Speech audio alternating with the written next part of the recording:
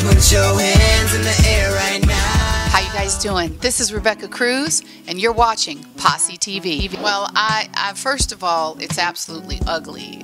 Racism is ugly in any form. Absolutely. I think, though, that when you talk about free speech, I'm not so sure that he should have been penalized for something he said. That being the case, I think it's important to note that his policies and his practices very well reflected racism because there were complaints. There was a lawsuit filed against him by a previous player who stated that he ran his team like a plantation. So to say that somebody made a racist comment doesn't make them a racist, that might be true. Any of us in an awkward moment or in an argument or too much to drink could say something that if someone caught you in your most candid private moments wouldn't make you look very good. But to that end, there were other people who worked under him that complained about being unfairly treated. And I think that is the cause for concern, and I think that is the reason there should be penalty against him. Because in his practices, in his labor practices, in your personal, there's really no law against racism in your personal relationships. It's ugly.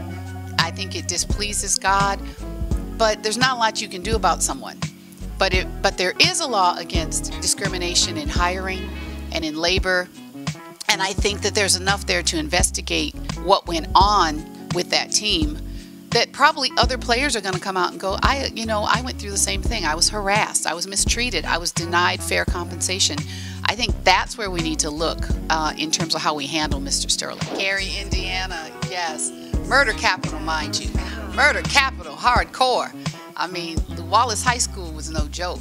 And I lived right in the community next to the high school. So I walked to school, like 10-minute walk, not even 10 minutes. Like, people would walk past my house and throw their Burger King trash in my yard. That's how close I was to the school. And it was a rough school. I remember my senior year, we had the first ever teenage girl, underage, sentenced to death for murder. Yeah, Paula Cooper, she made national headlines because she was 16 and the judge gave her the death penalty because her crime was so heinous. She and 3 other girls murdered this elderly woman, this really kind lady, who lived in the neighborhood, who had befriended them, and for like $32. I mean, it was just so ridiculous and senseless. And she was on 60 Minutes begging for her life because this judge in Gary thought what she had done was so horrible that she deserved the death penalty, which was a little more commonly meted out at the time than it is now. So Gary was not a place to grow up and maybe it was a place you wanted to get out of for sure. Absolutely. Michael Jackson is my homie. Although he and his family did leave Gary when I was about 5 or 6 years old, because I can remember first grade hearing his songs on the radio. We were dancing to Dance Machine and ABC and all of those about that age. And I think Michael is a little bit older than me, so I didn't ever meet them, sorry. But I was always a big fan. And Michael's the greatest entertainer that ever lived, in my opinion. And that he comes from my hometown gives me great hope. I guess I was. I entered this pageant basically to get money for school.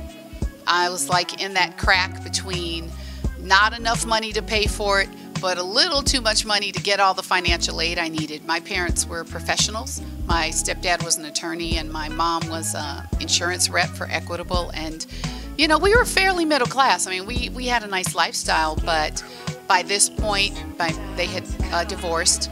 So, things were a little tougher. And so I was doing everything I could to get money for school. And I had a good GPA. I was an honor student. I was a merit scholar. But the schools that were offering me scholarships were not the ones I wanted to go to, unfortunately. And so I ended up at Western Michigan University as a musical theater major because that's what I wanted to do. And the Miss Gary Scholarship pageant is a preliminary to the Miss America pageant. So I won that pageant at 18. I was absolutely shocked that I won. Even though I knew my talent was strong, I wasn't sure how they'd feel about a girl my age carrying that crown and representing them at state. And so I went to the Miss Indiana pageant, and Did not place, didn't even get in the runner-ups, but it was such an amazing experience for me, and it provided me great training. I think every great female entertainer has done beauty pageants. Halle Berry, Vanessa Williams, Lee Merriweather, Oprah Winfrey was a beauty queen. So I'm in great company. That's how I look at it. Even though Miss Gary, calls to mind images of a girl who has to pack a gun, wherever she goes. And I never forget that when I went certain places as Miss Gary, parades and 4th of July and churches and schools, there were certain communities that weren't too happy to have me. And they were shocked because they thought I was Caucasian. I am part African American. My mother is African American. So they were like, oh, Miss Gary is white this year. That's odd, And so I think I got some doors open that maybe previous Miss Garys did not get, because Indiana, sadly, has very large Klan population. And there are parts of southern Indiana you don't want to go by yourself as an African American. Yeah, for sure. So thank God I survived my reign and went on to, do what I wanted to do. But I absolutely did. In fact, I have a song on my album about it. It's called High Yellow Girl. And it deals with some of the issues that were problematic for me as a kid. Gary did not become predominantly black until I hit about 7th grade. Prior to that, we had a very mixed racial community. Hispanic, Asian, white, black. We had a big Polish community there, and Greek as well. Lots of immigrants because they come into Chicago and spread out. So we had this wonderful mix of people, but by the early 80s, we had, what we call white flight.